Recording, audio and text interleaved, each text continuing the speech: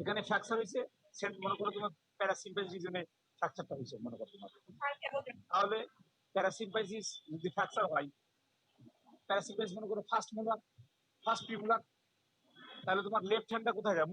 আমি ধরে নিলাম পেশেন্টের রাইট সাইডে, তাহলে তোমার বাম হাতের থামটা over the first molar and second premolar, এবং ডাইন হাতের থামটা ক্যানাইন বরাবর থাকবে, দিয়ে এই দুটো আঙুল মুখের ভিতরে গেল, আর বাকি যে আঙুলগুলো থাকলো সেগুলোতে তুমি লোয়ার বটম অফ দ্য ম্যান্ডিবলটা ধরবা, ধরে আস্তে করে আপ অ্যান্ড ডাউন করবা।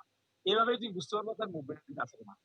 এবং তুমি যদি ম্যাক্সিলা দেখো, তুমি আপার লিপটা উঁচু করবা, করে তোমার থামটাকে প্রেস করবা সেন্ট্রাল ইনসিসের বরাবর গামে, এবং তুমি এই দুটো আঙুল, that is middle finger and four finger, এটাকে তুমি প্যালেটে দিবা, দিয়ে এভাবে প্যালেট ধরে ডাইনে ভাবে আস্তে নাড়াবা, এই মুভমেন্ট এই দুটো, তাহলে তোমাকে ক্লিনিক্যালি শিওর হতে হবে। এটাই তো তোমার লং কেস, যে ক্লিনিক্যালি কিভাবে করবে এটা তো দেখাতে হবে।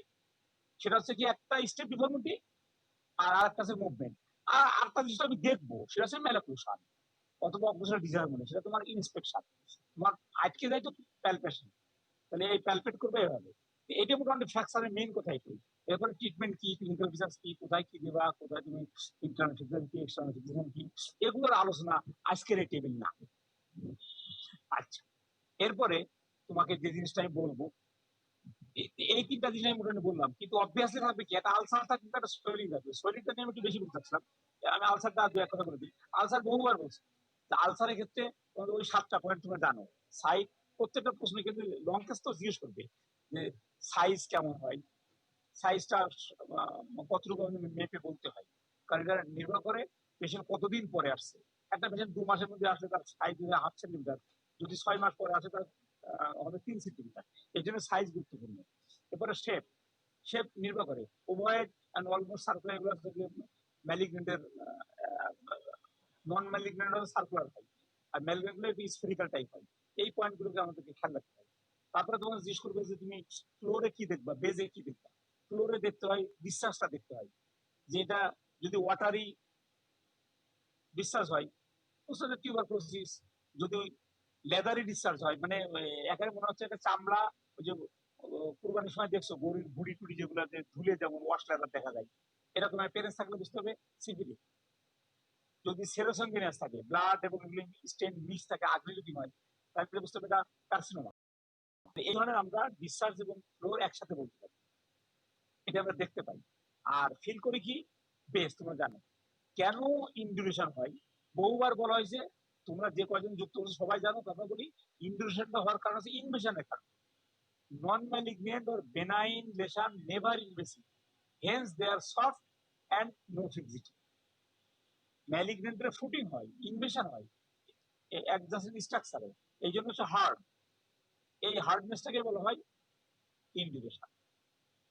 ফাইনালি তোমাকে লিভ নোট বলতে হবে। লিভ নোটের ক্যারেক্টার মেনলি 3টা ক্যারেক্টার বলি, এটা হচ্ছে painful, soft, inflammatory lymph, matted, tuberculous and stony hard with puckering. Puckering বলে, কেউ বলে পাকারিং, এই জিনিসটা পোকারিংটা ভালো উচ্চারণ। এটা কি চারিদিকে চামড়াটা কুচকে দেওয়া, এত শক্ত হয়ে যায় যে সফট যে স্কিন থাকে এটা কুচকে যায়, এটা হচ্ছে ম্যালিগনেন্সি। কি কি বললাম? Painful and soft inflammatory lymphadenopathy, matted tuberculosis,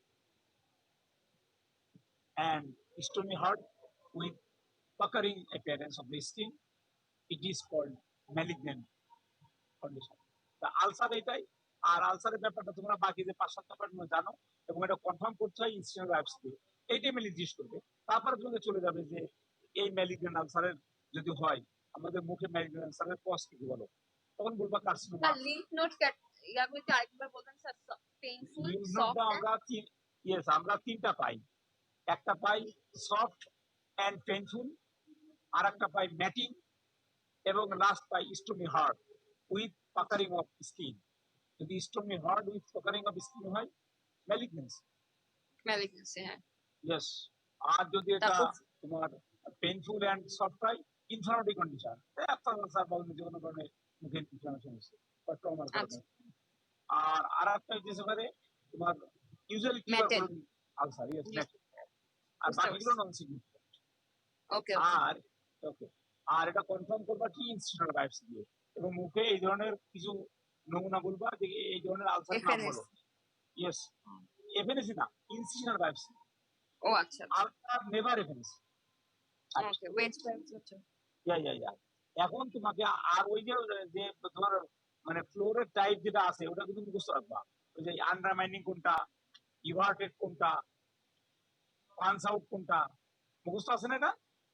G sir আচ্ছা, তাহলে এই ব্যাপারটা বলবা যে পান্স আউটটা কোনটা, ইভার্টেড কোনটা, আন্ডারমাইন কোনটা, রোল্ড আউট কোনটা, এগুলো সবই ইম্পর্টেন্ট। আর যেটা বলতে চাচ্ছিলাম যে মুখে ম্যালিগন্যান্ট আলসারের কয়েকটা নাম বলো। স্কোয়ামাস সেল কার্সিনোমা এক নাম্বার, 2 নম্বর হচ্ছে অ্যাডিনয়েড সিটি কার্সিনোমা, 3 নম্বর মিউকোবিডিয়াল কার্সিনোমা, 4 নম্বর অ্যাসেনিক সেল কার্সিনোমা। এই 4-5টা কিসে ম্যালিগন্যান্ট আলসারের উদাহরণ। এর মধ্যে 90%ই স্কোয়ামাস সেল কার্সিনোমা। তা আলসার সম্বন্ধে তোমাদের ভালোই পড়াশোনা আছে, আমি জাস্ট ক্লিনিক্যাল পয়েন্টগুলো বললাম আর কি। এখন তোমাদের যে জিনিসটা বলবো সেটা হচ্ছে যে তোমাদের সোয়েলিংটা খুব গুরুত্বপূর্ণ। সোয়েলিং খুবই গুরুত্বপূর্ণ। সোয়েলিং এত বেশি জিজ্ঞেস করে যে এই ব্যাপারটা তোমাদেরকে মনে রাখতে হবে খুব ভালো। সোয়েলিং এর অনেকগুলো কারণ আছে। সোয়েলিং পরীক্ষার সময় তোমাদের দেওয়াই হবে, শিওর, এতে কোনো ভুল নাই। সোয়েলিং যেটা দেওয়া হবে তোমাদের সেটা হচ্ছে, তোমাদের যদি সোয়েলিং দেখানো হয় অবশ্যই ডায়াগনোসিস বলা হবে না। তোমাদের সোয়েলিংটা দেওয়ার পরে তুমি ডায়াগনোসিসটা করবা। তুমি ডায়াগনোসিসটা কিভাবে করবা সেই পয়েন্টগুলো আমি কিছু বলছি। যে সাধারণত ডিডি গুলো কি, প্রথম কথা মনে রাখবা যে সোয়েলিং যেহেতু দেওয়া হবে either malignant swelling or benign swelling. Malignant swelling থাকতে পারে, বেনাইন সোয়েলিং থাকতে পারে। ম্যালিগন্যান্ট সোয়েলিং গুলার ডিফারেন্সিয়াল ডায়াগনোসিস খুবই অল্প। ম্যালিগন্যান্ট সোয়েলিং আমাদের আলসারটাই বেশি। স্কোয়ামাস সেল কার্সিনোমা একটা যখন ম্যান্ডিবুলে ইনভেট করে, এই কথাটা না বললে কিন্তু কমপ্লিট হবে না। কারণ তুমি জানো স্কোয়ামাস সেল কার্সিনোমা সাধারণত কথা সবসময় ইপথিলিয়াল জাতীয় সবকিছু টিউমার। এটা যখনই ইনভেশন করে ম্যান্ডিবুলে চলে যায় তখন এটা ম্যান্ডিবুলকে সোয়েল আপ করে, বাট রিলেটিভলি লেস। এই জন্য এটা খুব কম, তবু বলতে হয়। কিন্তু সত্যিকারের ম্যালিগন্যান্ট সোয়েলিং যেটা হয় সেটা হচ্ছে অস্টিওসার্কোমা অ্যান্ড ফাইব্রোসার্কোমা অ্যান্ড ইউম সার্কোমা, মানে সার্কোমা গুলা মেনলি ম্যান্ডিবুলার সোয়েলিং এর জন্য দায়ী। অস্টিওসার্কোমা একটা, তারপরে তোমার ফাইব্রোসার্কোমা লেস, অ্যান্ড ইউম সার্কোমা বাচ্চাদের হয়। এই যে ম্যালিগন্যান্টের আগে আমি ডিডিগুলো বলে নিচ্ছি যে কোনটার ক্ষেত্রে কোন ডিডিটা পাওয়া যায়। এরপর আছে তোমার non malignant, that is benign. Benign swelling গুলো কি, এখানে তুমি ভাগ করবা তিনটে। এখন তোমার কোনটা পরীক্ষা আসবে সেটা তো ভিন্ন কথা, কিন্তু তোমার এই জিনিসটা না জানা থাকলে কোশ্চেনগুলো আনসার করতে পারবা। কারণ তোমার যখন দেখা থাকে সোয়েলিং, তোমাকে সাথে একটা রেডিওলজিক্যাল পিকচারও দিতে পারে যে এই দুটোর কম্বিনেশন করে তুমি বলো। কারণ পরীক্ষা তো তোমার মেধা অনেকগুলো টেস্ট করা হবে। তাহলে আগে তুমি কমন গুলো জেনে নাও যে কোনগুলো দেওয়া হয়। ম্যালিগন্যান্ট খুব কম দেওয়া হয় যদি কার্সিনোমাটাস না হয়। নন ম্যালিগন্যান্ট কি হতে পারে, সিস্টিক সোয়েলিং কমন। ইউজুয়ালি 3 ধরনের সিস্ট পাওয়া যায়। তারপরে তোমরা জানো যে odontogenic keratosis less swelling. Well defined swelling হচ্ছে মেইনলি দুটো, reticular cyst and dentinal cyst. এই পয়েন্টগুলো ভুলে না, সহজ মনে হলো পরীক্ষার সময় এগুলো ঘুরাই থাকো। সেকেন্ড যে জিনিসটা আমি বলবো মোস্ট কমন যেটা, সেটা হচ্ছে odontogenic tumours and non odontogenic tumours, benign যেগুলো। ওডোন্টোজেনিক ভিতরে কোনটা কমনলি থাকবে, অ্যামিলোব্লাস্টোমা অ্যান্ড অ্যামিলোব্লাস্টোমা, এটাই main. Rarely COT and odontogenic myxoma. কিন্তু এটা সবসময় তুমি যদি বায়োপসি রিপোর্ট নাই, তুমি অ্যামিলোব্লাস্টোমা থাকার চেষ্টা করবা যদি অ্যাবসলিউটলি অ্যান্টেরিয়র না হয়। আর নন ওডোন্টোজেনিক গুলো খুব কমনলি আমাদের এখানে আছে। নন ওডোন্টোজেনিক 2 ধরনের আছে, একটা আছে ফাইব্রোসিয়াস লেশনস আর একটা আছে নন ওডোন্টোজেনিক টিউমার। নন ওডোন্টোজেনিক টিউমার মধ্যে কে কে আছে, সেন্ট্রাল জায়ান্ট হেমাঙ্গিওমা কমনলি দেওয়া হয়, সেন্ট্রাল হেমাঙ্গিওমা এটাও আমাদের এখানে কমনলি পাওয়া যায়। আর ফাইব্রোসিয়াসের ভিতরে মেইনলি দেয় ফাইব্রো ডিসপ্লাসিয়া, রেয়ারলি ওসিপিয়াম ফাইব্রোমা। যেগুলো রেয়ারলি বলবো সেগুলো চান্স কম থাকবে ডিডি তে আনবা। ফাইবার ডিসপ্লেসিয়া কমনলি পাওয়া যায়, দেওয়া হয়। তাহলে এর বাইরে আরেকটা সোয়েলিং দেওয়া হয় অনেক সময়, কিন্তু এটা সবসময় পাওয়া যায় না। অস্টিওমাইলাইটিস সোয়েলিংটা অনেক থাকে না, বাট এটা কিন্তু একটা সোয়েলিং এর কজ, জ্বর। আমি তো আসলে বলার জন্য বললাম। তাহলে তুমি লিস্ট আপটা কিভাবে করতেছো? একটা হচ্ছে malignant.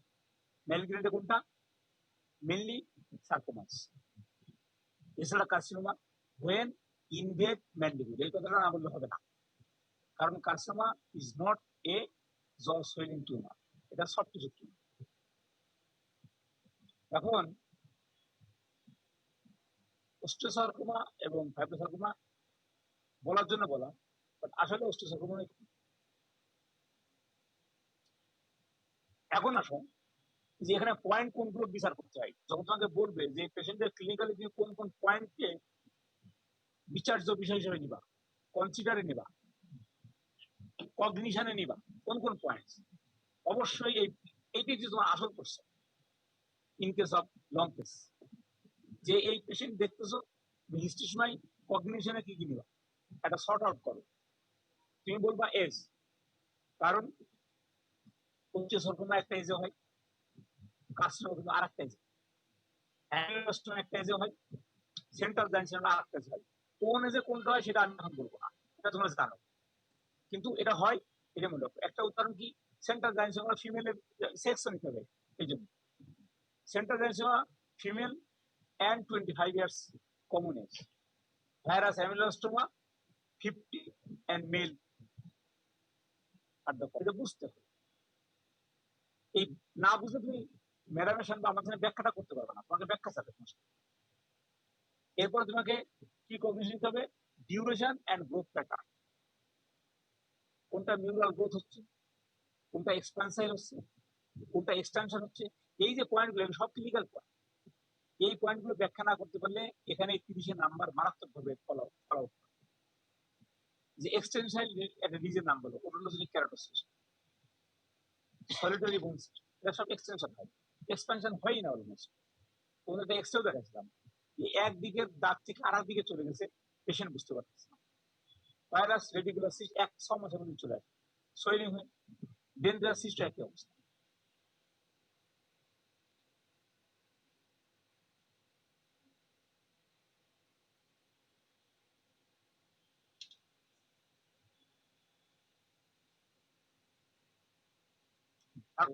These are the really good point.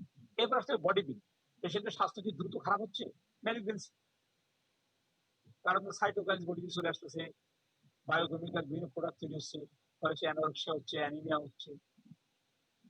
বেনাইনে এটা হবে না, সিস্টেমিক ইফেক্ট কম বেনাইনে, এই জন্য বেনাইনে এটা হবে না। এই জিনিসগুলোকে কোনোভাবে তোমরা, তারপরে ব্লিডিং আছে কিনা, সেন্টার যায় সেগুলো প্রায় হিস্ট্রি দিবে ব্লিডিং আছে।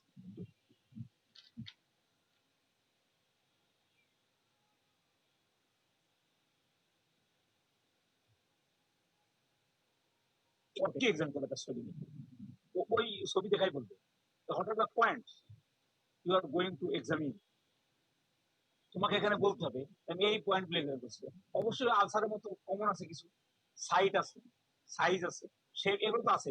মার্জিনটা ইম্পর্টেন্ট, মার্জিন দুই ওয়েল ডিফাইন্ড ডিমার্কেটেড নাকি ডিফিউজ। উদাহরণ দুই, ডিফিউজ হয় fibre dysplasia, abscess, secondary inflammation. যদি ওয়েল ডিমার্কেটেড হয় তাহলে আর এক ধরনের হবে, ওসিমিক ফাইব্রোমা হবে, ইভেন এমএলব্লাস্টোমা হবে। এবার হচ্ছে well demarcated, painful, tenderness, temperature, এই তিনটা জড়িত আছে ইনফ্লামেশনের সাথে। সেকেন্ডারি ইনফ্লামেটরি কন্ডিশন, অথবা যারা এই ইনফ্লামেটরি কন্ডিশন অস্টিওমাইলাইটিস, এক্ষেত্রে পেইনফুল হবে, টেন্ডারনেস পাবো, টেম্পারেচার রেইজ করবে, কালার পালসেশন, এগুলো যুক্ত আছে হেমানজিওমের সাথে, অন্যগুলোর সাথে এগুলো অ্যাডিশনাল যুক্ত হয়। এই পয়েন্টগুলো আমাদের কগনিশন নিতে, এর বাইরে নিতে হয় ফিক্সিট। এটা আমাদের ম্যালিগনেন্ট এবং বেনাইনের মূল পার্থক্য করে দেয়। তারপর আমাদের দেখতে হয় ফ্ল্যাক্সেশন টেস্ট, এটা আমরা বুঝতে পারি পেশেন্টের সিস্টিক নাকি সরি। তারপর আমাদের করতে হয় কম্প্রেসিবল টেস্ট, এটা হিডেন এরিয়াতে যায় কিনা, আবার চলে আসে কিনা। কিন্তু আমাদের এখানে এই ধরনের একটা কম আছে, একমাত্র স্কালে যদি কোনো লাইকোমা হয় সেটা সামনে কম্প্রেসিবল হয়। এছাড়া ট্রান্সইলুমিনেশন টেস্ট, এটাও আমাদের কম। তারপর একটা সোয়েলিং এর ক্ষেত্রে এই পয়েন্টগুলো জিজ্ঞেস করে, সেগুলো ঠিক গেলে এগুলো বলতে হবে। যে এই পয়েন্টগুলো আমাদেরকে কগনিশনে নিতে হবে। কারণ তোমার পরীক্ষার হবে টেবিলের সাথে একটা ছবি দেখাবে, তখন ছবি দেখে এই পয়েন্টগুলোকে ভালো মতো উল্লেখ করতে হবে যে এইগুলো পয়েন্ট আমি প্রত্যেকটা। এখন যদি তোমাকে রেডিওলজি দেখাই তাহলে তোমার এর সাথে মিলাই থাকবে। মিলাই থাকবে কি যে বললে এটা তুমি অ্যামিলোস্টোমা কেন বলতেছো, রেডিওলজিতে কি পাইতে পারো? রেডিওলজি পাবো, মাল্টিকুলার পাবো, এটা মেইন। যদি এটা ফাইবার ডিসপ্লেসের পেশেন্ট করো, এই রেডিওলজিতে কি পাবা? বললো যে অ্যাপিয়ারেন্স গ্রাউন্ড অ্যাপিয়ারেন্স পাবো, অথবা মিক রেডিওলজি রেডিও অপাসিটি পাবো, এজটা কম হবে পেশেন্টের 15-20 বছরের ভিতরে হওয়ার চান্স আছে। এই ধরনের জিনিসগুলোকে তোমাকে মিলাতে হবে। যদি একটা মথিটেন অ্যাপিয়ারেন্স পাইলে কি হবে বলতে হবে, ওস্টোমাইটিস হবে। এই পয়েন্টগুলো তোমাকে অ্যাডজাস্ট করতে হবে। রেডিওলজিক্যালি ক্লিনিক্যালি কি পাবা এটা তোমাকে জিজ্ঞেস করতে পারবে। এই পয়েন্টগুলোকে তুমি মিলাই থাকো। তোমার নিজে জানো, আমি বলে দিলাম পয়েন্টগুলো যে একটা পেশেন্টের মাল্টিলোকুলার রেডিওলজিস আছে, অ্যামিলোস্টোমা এখানে বলছি, এটা বাদে আর কি কি আছে, তখন বাকি 4টা নাম বলে দেবা। এটা বহুবার বলছি, কিন্তু পরীক্ষার সময় তোমার তো অনেক সময় এই জন্য দেখা যাচ্ছে বলতে পারছি। কারণ এই রেডিওলজি এবং ক্লিনিক্যালি মিলানোটাই হচ্ছে ডায়াগনোসিস। তারপরে তো আমি কনফার্ম করবো ইনস্টিটিউশনাল ডায়াগনোসিস, সেটা ভিন্ন কথা। যে আমাদের আলটিমেটলি দুটো জিনিস থাকবে, একটা হচ্ছে সেন্ট্রাল হেমানজিওমা আর একটা হচ্ছে ইনফেক্টিভ কন্ডিশন ব্লাড। এই দুটো বাদে প্রত্যেকটার ক্ষেত্রে কনফার্ম ডায়াগনোসিস দিচ্ছে ইনস্টিটিউশনাল ভ্যাকসিন। হেমানজিওমার ক্ষেত্রে আমি বন্ধু বলছিলাম কালার ডপলার আলট্রাসোনোগ্রাফি এবং অ্যাঞ্জিওগ্রাফি করতে হবে। এবং ওস্টিওমাইটিসের ক্ষেত্রে আমাদেরকে সাধারণত কালচার টেস্ট করে কোন অর্গানিজম দ্বারা এটা এফেক্ট হয়েছে সেটাকে কনফার্ম করতে হবে। এই পয়েন্টটা খুবই ইম্পর্টেন্ট যে সেন্ট্রাল হেমানজিওমাতে কোনোভাবেই ইনস্ট্যান্ট আছে, ইভেন এপিএনসি না করাও ভালো। এপিএনসি করলেও খুব সাবধানে করতে হবে যে ব্লাড আছে কিনা দেখার জন্য, শিওর হওয়ার জন্য। এরপরে যে জিনিসটা তোমাদেরকে আমি বলবো যে একটা হিস্ট্রি যখন শেষ করবা তখন তুমি ইনভেস্টিগেশন কি বলতেছো, বহুদিন আগে বলছিলাম যে এই ইনভেস্টিগেশনের পয়েন্টটা ম্যাডাম জিজ্ঞেস করো। তুমি ইনভেস্টিগেশনের পয়েন্টটা আমাদেরকে ডিটেল দিতে হবে যে কোনটা পেশেন্টের ফিটনেসের জন্য এবং কোনটা ডায়াগনোসিসের জন্য। বহুবার বলছি, গত এত বলছি, আজকে এটাই বলে শেষ করে দেবো আজকে বক্তব্য আমার। সেটা হচ্ছে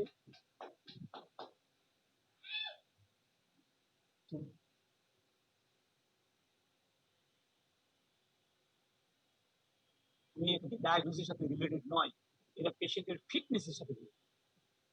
weather the patient's heart is, বলা হয় এক্স-রে চেস্ট ভিউ কেন এত গুরুত্বপূর্ণ?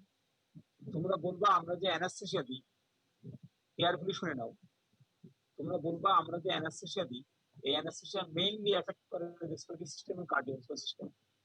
সবচেয়ে সহজভাবে রেসপিরেটরি কার্ডিওভাস্কুলার সিস্টেম রিকগনিশন করা যায় এক্স-রে চেস্ট ভিউ।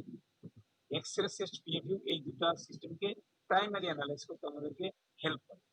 আমরা টোটাল লাংসের ফিল্ডটা ক্লিয়ার দেখতে পারি যে কোনো রেডিও অপাসিটি বা কোনো এক্সেসিভ ব্লাড গ্লুসেন্সি নাকি নর্মাল অ্যাপিয়ারেন্স আছে, এবং হার্টের শেপটা ক্লিয়ার। যে কোনো হার্টের হাইপারটেনসিভ বা আদার্স কোনো সমস্যায় হার্টের শেপ চেঞ্জ, হাইপারট্রফি হয়ে যায়, অ্যাবনর্মাল শেপ পায়। যদি কোনো সাজেস্ট থাকে তখন আমরা ইকো করি। দ্বিতীয়টা কি যে এই হার্টে আর কোনো রিদমিক সমস্যা আছে না, হার্টের কিন্তু রিদমিক সমস্যা বেশি ইম্পর্টেন্ট।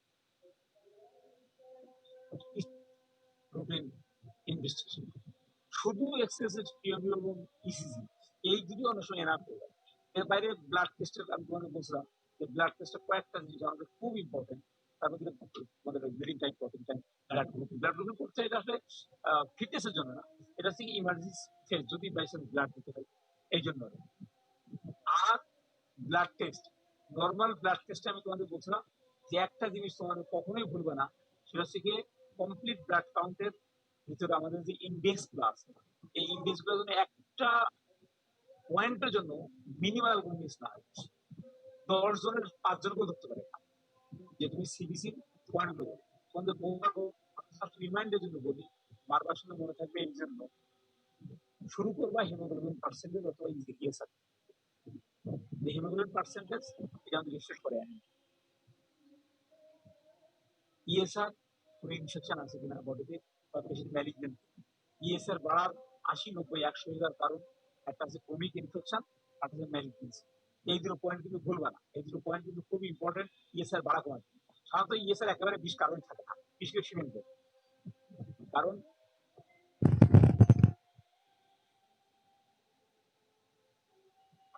ইএসআর এর আমাদের যে জিনিসটা বেশি ইম্পর্টেন্ট, যে patient whether the patient is suffering from a chronic disease, একটা chronic disease নাম বলো তো, যেমন টিউবারকুলোসিস।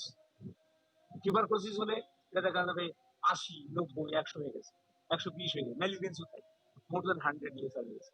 সাধারণত ইএসআর 40 নিচে থেকে নর্মাল ফিমেলদের, ছেলেদের 30 কেজি, কারণ সেল কম থাকলে ইএসআর বাড়বে, সেল বেশি থাকলে ইএসআর কমবে। ডেঙ্গু ফিভার হলে কি হয়, ইএসআর বেড়ে যায়। কি জন্য বেড়ে যায়? কারণ প্ল্যাটিলেট মারাত্মক 50,000 চলে আসে, ওটা কাভার করে ইএসআর, ওটা তখন বেড়ে যায়। এই পয়েন্টটা কিছু তোমাদের ইএসআর জন্য ইম্পর্টেন্ট। ডিফারেন্সিয়াল কাউন্ট বলবা, টোটাল কাউন্ট বলবা, আরবিসি ইন্ডিসিয়াস গুলো বলবা। এই আরবিসি ইন্ডিসিয়াস গুলো খুব ইম্পর্টেন্ট। তোমরা সবাই জানো যে আরবিসি ইন্ডিসিয়াস গুলো কেন ইম্পর্টেন্ট, কারণ এর মাধ্যমে অ্যানিমিয়া ঘটে। বাংলাদেশে অ্যানিমিয়াটা কম্পালসারি। এই লং কেসে ম্যাডামে আর একটা প্রিয় প্রসেস অ্যানিমিয়া। অ্যানিমিয়ার কজ গুলো, অ্যানিমিয়া হলে পেশেন্টের কি কারণে বাংলাদেশে এত বেশি অ্যানিমিয়া হয় এবং আরবিসি ইন্ডিসির সাথে যুক্ত। আরবিসি ইন্ডিসিস তোমাদের বহুবার বলছি, যেটা কি কি বলতো, দু একটা বলতো। MCB, MCh, এমসিএইচসি। ইয়েস, তখন জিজ্ঞেস করতে মানে হেমাটোক্রিট জিনিসটা কি, এরকম দু একটা প্রশ্ন সময় হয়তো তখন জিজ্ঞেস করবে। তুমি বলবো যে মানে একটা গিভেন অ্যামাউন্ট অফ ব্লাডে পার্সেন্টেজ অফ আরবিসি বা প্যাক্সেল ভলিউম কত পার্সেন্ট আছে, আমাকে 1 লিটার রক্ত দিল, সেই 1 লিটার রক্তে কতটুকু পিসিবি আছে, এটা যে হেমোটোক্রিট, এটা পার্সেন্টেজে প্রকাশ করা হয়। তাই মানে এইভাবে তোমাদেরকে এই পয়েন্টটা জিজ্ঞেস করবে। আর স্পেসিফিক তো স্পেসিফিক রেডিওলজিক্যাল, মাইক্রোবায়োলজিক্যাল, হিস্টোপ্যাথোলজিক্যাল, এটা হচ্ছে স্পেসিফিক।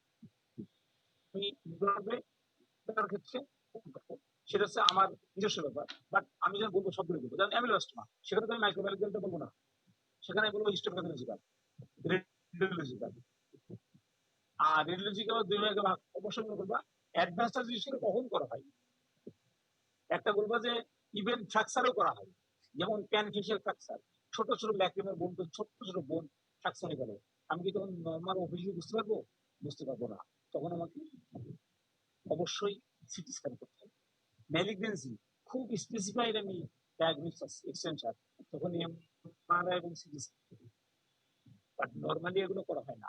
নর্মালি অফিসে দিয়ে আদার যেগুলো তোমাদের বলে দিচ্ছা সেই পয়েন্টগুলো, এই পয়েন্টগুলো করা হবে। যেটা সৈনিক বাহিনীর সঙ্গে ডাল করা, তখন এই পয়েন্টগুলো জিজ্ঞেস করা হবে যেখানে। আর যদি কারো অস্টিওমাইটিস করে কথার কথা, সেক্ষেত্রে তোমাকে অবশ্যই কালচার সেন্সিটিভ টেস্টের গুরুত্ব জিজ্ঞেস করবে।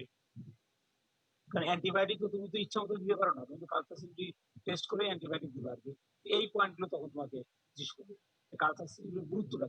যদি কোনো পেশেন্টের কালচার সেন্সিটিভ ছাড়াই আমি যদি অ্যান্টিবায়োটিক দিই, সেই অ্যান্টিবায়োটিক কি বলে, সেটাকে বলা হয় এম্পেরিক্যাল, এটা লং টাইম দিতে হয়। ইয়েস, এবং সেটাকে আমাদের কতদিন ধরে দিতে হয় সেটাও একটা ইম্পর্টেন্ট। এই পয়েন্টগুলোকে তোমরা কোনোভাবে ভুলবা না। লাস্ট যে কথাটা বলছি, যে অ্যানিমিয়া বারবার জিজ্ঞেস করে বলছি, যে বাংলাদেশের পার্সপেক্টিভে অ্যানিমিয়ার কজ কি, এটা প্রায় জিনিস মানে আমাদের দারিদ্রতা তো আছেই, তারপরে ইগনোরেন্সও কিন্তু তাই আমাদের খাওয়া দাওয়ার ক্ষেত্রে, যেটা মূল। এর বাইরে যেটা বলবা, প্রথমেই বলবা ডায়েটস ল্যাকিং ইন আয়রন, এটা কারণ এই হিসেবে কিন্তু আমরা আমাদের মেয়েরা খাই না। এই পয়েন্টগুলো শুনতে চাই, ম্যাডাম যে পয়েন্টগুলো শুনতে চাই সেগুলো একটা পয়েন্ট আমি তোমাদেরকে বলে দিচ্ছি, দিয়ে আমার আজকে এটা শেষ হয়ে যাবে। Diet lacking in iron, B12, এদের ল্যাকিং হলে আমাদের অ্যানিমিয়া হবে, যতই সে সুষম খাদ্য খাক না কেন, মানে এইগুলোর ল্যাকিং হলে তখন সে অ্যানিমিয়াতে। তারপরে কিছু ডিজিজ আছে, chronic disease, diabetic mellitus, kidney disease, আরেকটা আছে common IBS, irritable bowel syndrome. এগুলো থাকলে, ওগুলো দেওয়া সত্ত্বেও আমাদের এই পেশেন্ট গুলা ভোগে। এছাড়া আছে কিছু ডেঞ্জারাস ডিজিজ, সিস্টেমিক ডিজিজ, যেমন লিউকোমিয়া, লিম্ফোমা, মাল্টিপল মাইলোমা। এগুলো কিন্তু সাইন দেয় যাতে পেশেন্টের কোনোভাবেই কারেকশন করা যাচ্ছে না, অ্যানিমিয়া। সাসপেক্ট করবা কি, অল্প বয়স, তখন বুঝতে হবে যে নিশ্চয় অন্য কোনো সমস্যা আছে, তখন এগুলোকে আমাদেরকে চিন্তা করতে হয়। লিউকোমিয়া, লিম্ফোমা সব এগুলো মাল্টিমাইলোমা এগুলো বাচ্চাদের ডিজিজ। এছাড়া আমাদের সার্টেন জেনেটিক ডিসঅর্ডার, এটা ইম্পর্টেন্ট একটা ডিজিজের জন্য থ্যালাসেমিয়া, স্পেশালি মেজর পেশেন্টের ডিসপিনিয়া হয়, প্রায় রক্ত দিতে। এছাড়া আমাদের যেটা আমরা প্রায় করি আমাদের ডিপার্টমেন্টে কেমোথেরাপি, এই যে কেমোথেরাপি সাইড ইফেক্ট অ্যানিমিয়া, কারণ এটা প্যানসাইটোপেনিয়া হয়ে যায়, বোন সেল ডিস্ট্রয় হয়, বোন ম্যারো ডিস্ট্রয়, এই জন্য এখানে এই ব্যাপারটা থাকে। এবং লাস্ট একটা ফিজিওলজিক্যাল কন্ডিশন বলবো প্রেগনেন্সি। আর আমাদের দেশে যেটা বললাম যে হাইজেনিক যে ইনফেকশন বা আমাদের যে পোভার্টি এগুলো আলাদা, কিন্তু স্বাভাবিকভাবে এগুলো প্রেগনেন্সি এগুলো থাকতে পারে। আর লাস্ট যে কোশ্চেন বলে তো কোন ধরনের এনিমিয়া কমন, বলবো iron deficiency anaemia is the most common anaemia in our country. তখন ট্রিটমেন্ট প্ল্যানে দেবা তিনটা জিনিস আলাদা করবো, ওই ডাইট, ড্রাগ অ্যান্ড ইমার্জেন্সি কেস কালকে অপারেশন লাগবে, বাড়াতে হবে ব্লাড ট্রান্সফিউশন, কি ফর্মে, প্যাকড সেল ভলিউম ফর্মে। এই ছিল আমার তোমাদের সাথে আমার একটা ছোট্ট সেশন পরীক্ষার আগে। সেটা হচ্ছে স্যার প্যাক্সেল কি বললেন স্যার আরেকবার? Packed cell volume, PCV. মানে কি বললেন এটা রিলেটেড? মানে যদি অ্যানিমিয়ার ক্ষেত্রে যদি ব্লাড দিতে চাও কোন ফর্মে ও দিতে আচ্ছা আচ্ছা, ও আচ্ছা বুঝতে পারছি। অ্যানিমিয়া Whole blood কারেকশন দিয়ে- কিভাবে করবেন? ইয়েস ইয়েস, অ্যানিমিয়া কারেকশন তিন ভাবে করতে জি স্যার। সময় থাকলে ডাইট, দ্যাট ইজ দ্য বেস্ট। হ্যাঁ হ্যাঁ তার সাথে প্রয়োজনীয় ড্রাগ, যেমন আয়রন সাপ্লিমেন্ট ড্রাগ, আয়রন জি ক্যাপসুল, স্যার। এন্ড যদি ইমার্জেন্সি কেসে দিতে হয় ব্লাড ট্রান্সফিউশন। ব্লাড ট্রান্সফিউশনটা কোন ফর্মে দেওয়া হয়, হোল ব্লাড দেওয়া তো পিসি। লস। ইয়েস, জি স্যার, পিসি, জি স্যার। প্যাকড সেল ভলিউম ফর্মে। স্যার স্যার বলো বলো। স্যার পন্টেশিয়াল ফ্র্যাকচারে স্যার মানে অ্যাপ্রোচটা স্যার ইন্ট্রোডাকশনের পরে তারপরে যে আপনি যে বলছেন ভেরি মাচ ফ্রেশ হলে কি করতে হবে বা এরকম স্যার না, এই জায়গাটা আরেকবার একটু বলুন। না আমি বলছিলাম কি, সাধারণত আমাদের মানে ফ্র্যাকচার গুলো তো ফ্রেশ কেস না, সুতরাং মানে পরীক্ষা জিজ্ঞেস করে তুমি একটা ফ্র্যাকচার পেশেন্ট আসছে, তুমি নন গ্লোভিং অবস্থায় মানে আউটারটা কেন এক্সামিন করলে, গ্লাভস করলে না কেন, কথার কথা। বুঝতে পারছো, একটা পেশেন্ট আরটিএ আসলো, রোড ট্রাফিক অ্যাক্সিডেন্ট, তুমি তার ফেসিয়াল এক্সামিনের সময় গ্লাভস করবা কিনা, মানে ইন্টারঅল না এক্সট্রাঅল বলবা না, কারণ গ্লাভস হ্যান্ড আমাদের পালসেশন বা ক্লোজ কন্ট্যাক্টের রিলেশনটা দিতে পারে না। আমরা যেটা দেখতে যাচ্ছি অনেক সময় গ্লাভসের কারণে সেই ফিলিংসটা মিস করতে পারি, তখন ইনফেকশনের কথা বলা অনেক সময় অনেকের জন্য বলতে হয় যে রোড ট্রাফিক অ্যাক্সিডেন্ট কোথায় হয়েছে, রাস্তায় হয়েছে, রাস্তাঘাটে ধুলোবালির ভিতরে হয়েছে, সুতরাং আমি কি আর নতুন ইনফেকশন কি দিব, সে তো অলরেডি এটা কোনো ম্যাটার করে না, আমি খালি হাতে গেলাম এটা কোনো ম্যাটার করে না। আমার জন্য করতে থাকে, ঘা থাকে, তার যদি হেপাটাইটিস বি বা আদার্স থাকে, সেটা আমার যদি ইউরিন না থাকে আমার হতে পারে, সেটা ভিন্ন aspect. But sterile point of ভিউতে এটা কোনো ম্যাটার করে না, আমি বুঝাইতে পারছি? জি স্যার, জি স্যার, জি স্যার। হ্যালো, হ্যাঁ, yes, the condition is already unsterile, very much unsterile, সুতরাং এটা আনস্টেরাইল করার কোনো কোশ্চেন এখানে রেজ করতে পারে না। আর আমার ফিলিংসটা বেটার নেওয়ার জন্য আমি বেটারলি পেশেন্টের স্টেপ ডিফর্মিটি, ক্রিপিটাস বা আদার্স ফিল করার জন্য আমার খালি হাত ভালো, মুখের ভিতরে যাওয়ার সময় আমি অবশ্যই গ্লাভস করে নিই।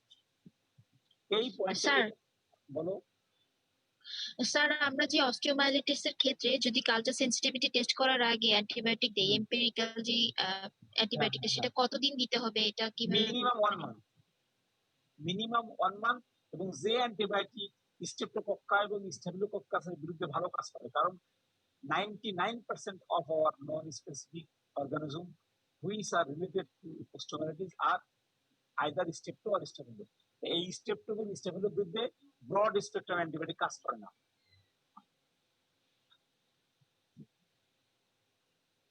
Narrow spectrum antibiotics are too costly.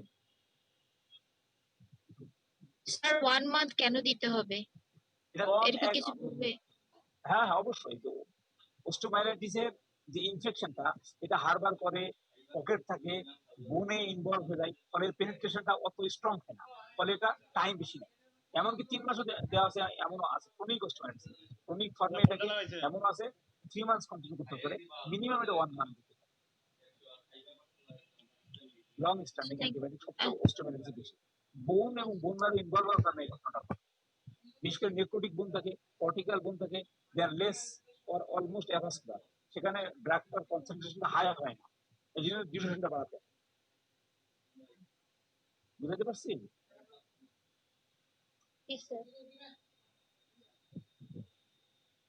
তাহলে এটা তোমাদেরকে এই লাইনে যে কথাগুলো বললাম, কেস রিলেটেড, এই কেস রিলেটেড এই কথা বললাম যে আগেও আবারও ফাইনালি বলি, swelling, ulcer, ankylosis, fracture, cleft condition, these are the common condition যেগুলো তোমাদের সামনে উপস্থাপন হবে শর্ট কেস এবং লং কেস অনুসারে। এবং যেহেতু কোশ্চেন করবো, কোশ্চেনের ধারা আমি বলে দিলাম যে কিভাবে কোশ্চেনগুলো আমরা করবো। কোশ্চেনের সাথে যেহেতু আমিও কিছু রিলেটেড থাকবো, ম্যাডামও থাকবেন, ফলে মানে কোশ্চেনের ধারাটা এই স্টাইলে, সব কোশ্চেন এখন মনে আসবে না, বলার সম্ভাবনা এই স্টাইলে বা এই অ্যাপ্রোচে তুমি আগাবা এবং এইটা মাথায় রাখো, তাহলে তোমাদের ওই পার্টটা সহজ হবে। আর ওভারঅল বলি, সব পড়াই আলটিমেটলি ভাই ভাই কাজে লাগে। তুমি যে লাইনেই পড়ো সেটা ভাই ভাই, কারণ ভাই বা ভাইতেছে এটা কি বলে, এটা হচ্ছে যে মানে আকাশে কোনো কোশ্চেন ছড়িয়ে দেওয়ার মতো, এক্সামিনার যা খুশি জিজ্ঞেস করতে পারে, ক্লিনিক্যাল, নন ক্লিনিক্যাল, একাডেমিক, তোমার যত প্রকার নলেজ। সুতরাং তুমি যত ক্লিনিক্যালি বলবা ভাইবা তত করতে, এই প্রশ্নগুলো প্রত্যেকটা ভাইভাতে জিজ্ঞেস করার সুযোগ দিয়েছে। এই জন্য বলি যে তুমি যে ভাইভাত পরীক্ষাটা একটু শক্ত করে সুন্দর করে পড়ো। I am very much well known the subject of OMS is so vast, no doubt. পড়তে গেলে মাথা গরম হয়ে যাওয়া স্বাভাবিক, তারপরেও নিয়মের ভিতরে, ইথিক্সের ভিতরে থেকে যত কমপ্লিট করার সেটা আমি তোমার জন্য করছি। বাকিটুকু তোমরা এখন পড়াশোনা করো, আমাদের 20 তারিখ থেকে পরীক্ষা, আর এই সেশন লেনলি করতেছ না। যদি কারো কোশ্চেন থাকে ছোট্ট করে একটা প্রসেস শুরু করো, তাহলে আমি কমপ্লিট করে দেবো।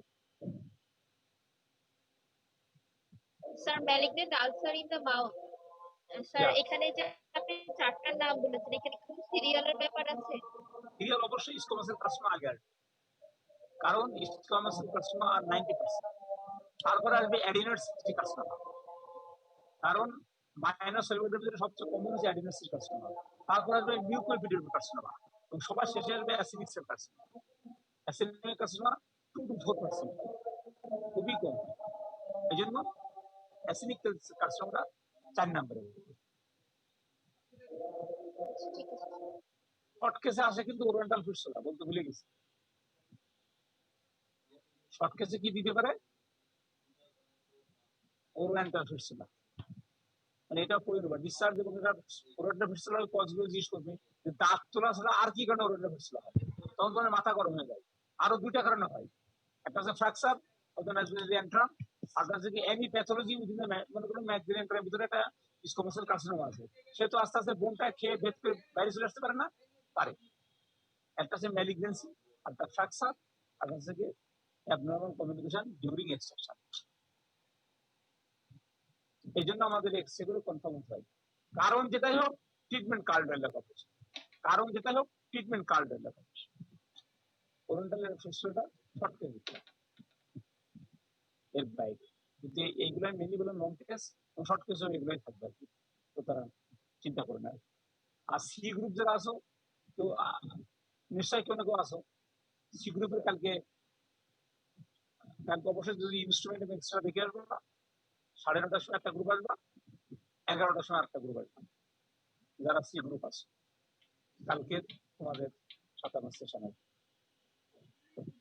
এইটাই মোটামুটি আজকের মতো শেষ করি। তোমরা পড়াশোনা করো, অলরেডি প্রায় 8টা বাজতে গেল, আমি 7:30টায় চাইছিলাম, অসুবিধা নেই। আশা করি তোমাদের পরীক্ষা ভালো হবে। 20 তারিখ থেকে কিন্তু শুরু হচ্ছে, এই তো? জি স্যার, দোয়া করবেন। অবশ্যই 20 তারিখে প্রস্তুতি, বাকি প্রশ্ন আমরা আজকে এখানে শেষ করে দিলাম। খুদা হাফেজ। আসসালামু আলাইকুম স্যার। ওয়ালাইকুম আসসালামু আলাইকুম স্যার। ওয়ালাইকুম আসসালাম।